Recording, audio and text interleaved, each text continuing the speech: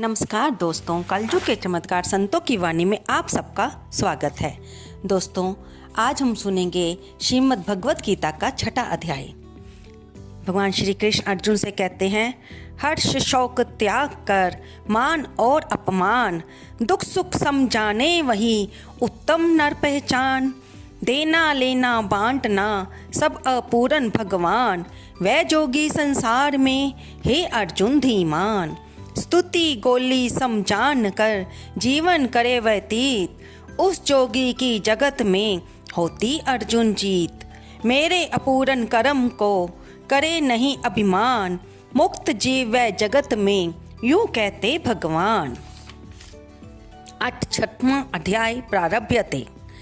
श्री भगवान जी बोले, हे अर्जुन, जिसकी कर्म फल में आसक्ति नहीं और कर्मों को करता है वही सन्यासी और योगी है, और जिसने हवन आदि लौकिक कर्म छोड़ दिए हैं वह योगी नहीं है। हे अर्जुन, जिसको सन्यासी कहते हैं उसी को कर्म योगी जानो, क्योंकि संकल्पों के त्याग बिना कोई योगी नहीं हो सकता। जो मुनि योग प्राप्ति की इच्छा रखते हैं उनके लिए उनका साधन कर्म ही है, और उनके योगी होने पर उनका ज्ञान पूर्ण होने का साधन चित्त का समाधान है।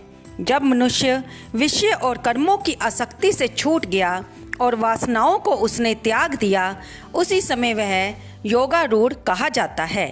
जिसने मन स्वाधीन कर लिया है वह अपना हितकारी है।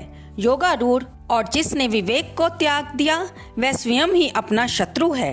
मन को जीतने वाले शांत स्वभाव मनुष्य की आत्मा शीत उष्ण सुख दुख मान और अपमान इनके होने पर भी अत्यंत स्थिर रहती है। जिसने ज्ञान विज्ञान से अंतःकरण को तृप्त कर लिया है, जो निर्विकार हो गया तथा अपनी इंद्रियों को वश में कर लिया है, जो मिट्टी पत्थर और सोने को एक सा समझता है, वही योगी कहलाता है। सुहृद मित्र शत्रु उदासीन द्वेषी मध्यस्थ द्वेष करने वाले योग्य बंधु वर्ग साधु और पापी, इन सब में जो समान दृष्टि रखता है वही श्रेष्ठ है।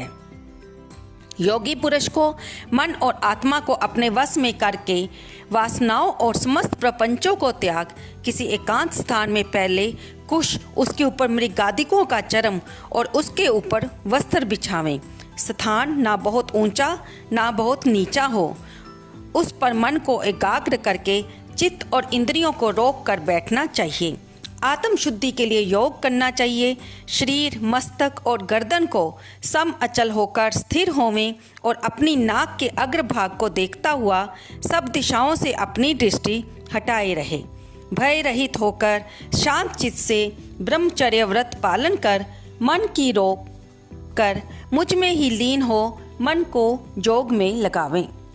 इस प्रकार मन को वश में करने वाले योगी को निरंतर योगाभ्यास करते रहने से मुझ में रहने वाली और अंत में निर्वाण पद अर्थात मेरे स्वरूप में लीन करने वाली शक्ति प्राप्त होती है। हे अर्जुन, जो अधिक भोजन खाता है या अनेक दिन उपवास करता है, जो बहुत सोता है या जागता रहता है, उसको योग प्राप्त नहीं होता। जो उपयुक्त आहार और विहार करता है, कर्मों का योग रीति से पालन करता है, जो यथा समय सोता और जागता है, योग ऐसे पुरुष का दुख मिटा देता है। तब संयम को प्राप्त हुआ चित्त अपनी आत्मा में ही स्थिर हो जाता है और सब कामनाओं से निर्वृत्त हो जाता है। तभी वह योगी पद पा जाता है। जिस प्रकार वायु रहित स्थान में रखा हुआ दीपक चलायमान नहीं होता, उसी प्रकार योगी अपने चित्त को निश्चल रखकर उसका संयम करता है और अंतःकरण की समाधि लगाता है। जिस अवस्था में योगाभ्यास की समाधि लगाता है, जिस अवस्था में योगाभ्यास के कारण चित्त का वेग रुक कर विषयों से पृथक होने लगता है और जब शुद्ध अंतःकरण से आत्मा को ही देखकर आत्मा में ही संतुष्ट होता है, जिस अवस्था में वह अत्यंत सुख को जो इंद्रियों द्वारा जाना नहीं जा सकता वरन केवल बुद्धि से जाना जाता है, अनुभव करता है। और जब वह योगी आत्म स्वरूप में स्थित हो, उससे विचलित ना हो, जिस अवस्था को पाकर फिर और कोई लाभ उसको नहीं जचता और जहाँ स्थिर होने से कोई बड़ा भारी दुख उसे वहाँ से चलायमान नहीं कर सकता, इस अवस्था का दुख संयोग वियोग कारक योग नामक जानना चाहिए। सो योग निर्विकल्प चित्त से निश्चय करके ही करना चाहिए। संकल्प से उत्पन्न होने वाली समस्त कामनाओं को त्याग कर और मन में सकल इंद्रियों को चारों ओर से रोक धैर्य के साथ बुद्धि को अपने अधीन कर धीरे धीरे विषयों से दूर हटें और भली भांति मन को आत्मा में स्थिर करके किसी पदार्थ की चिंता ना करें। इस रीति से निरंतर योगाभ्यास करने वाला योगी समस्त पापों से छूटकर सहज ही उस परम सुख को पा लेता है जो ब्रह्म के संयोग से प्राप्त होता है। जिसका मन योग में स्थिर हो गया, उसकी दृष्टि भी सर्वत्र समान हो जाती है। वह सब प्राणियों में अपने को और अपने मन में सब प्राणियों को देखता है। जो सब में मुझको और मुझ में सबको देखता है, उससे मैं अलग नहीं हूँ और मुझसे वह अलग नहीं है। हे अर्जुन, जो सब प्राणियों के दुख सुख को अपने दुख सुख के समान समझता है और सबको समभाव से देखता है, वही श्रेष्ठ योगी है।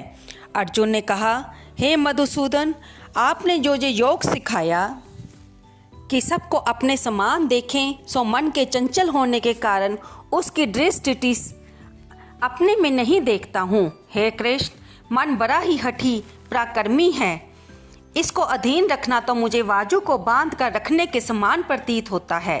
श्री कृष्ण भगवान ने कहा, हे महाबाहु, इसमें संदेह नहीं कि मन अति चंचल है और इसे वश में करना बड़ा ही कठिन है।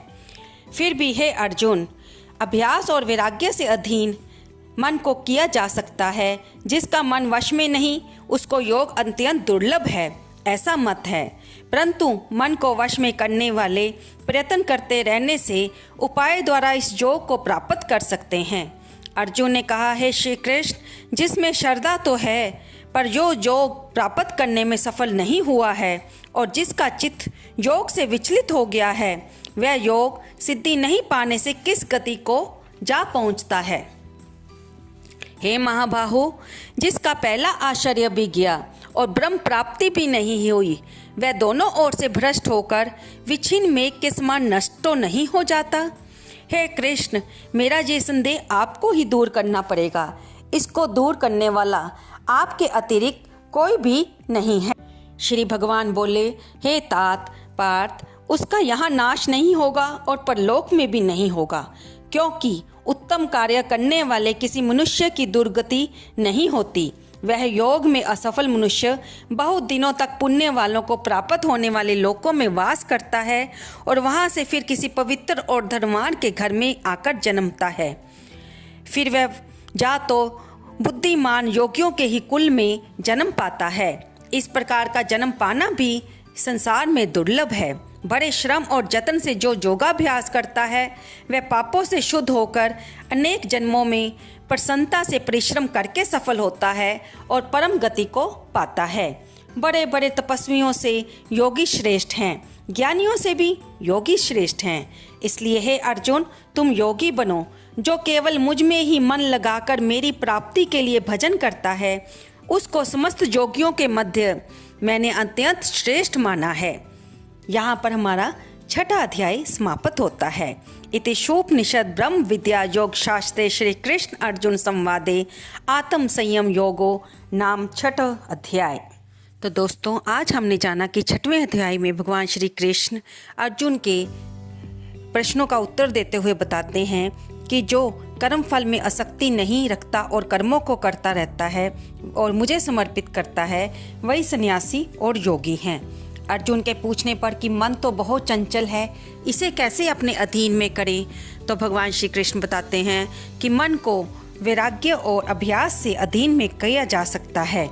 जब अर्जुन पूछते हैं कि जिस व्यक्ति में श्रद्धा तो बहुत है लेकिन योग प्राप्त करने में वह सफल नहीं हो पाया और बीच में ही उसकी मृत्यु हो जाती है, तब उसकी क्या गति होती है। तब भगवान श्री कृष्ण बताते हैं कि अगर बीच में ऐसा होता है उसका, तो भी मेरे भगत का कभी नाश नहीं होता। वह पुण्य लोकों में वास करने के बाद दोबारा किसी धनवान या कुलीन घर में जन्म लेता है और फिर दोबारा अपनी यात्रा शुरू करता है और अंत में अपनी यात्रा में ही चलते रहने पर मुझ में ही लीन हो जाता है। तो दोस्तों, आपको ये चर्चा कैसी लगी? कृपया लाइक करें, शेयर करें, कमेंट करें। धन्यवाद दोस्तों।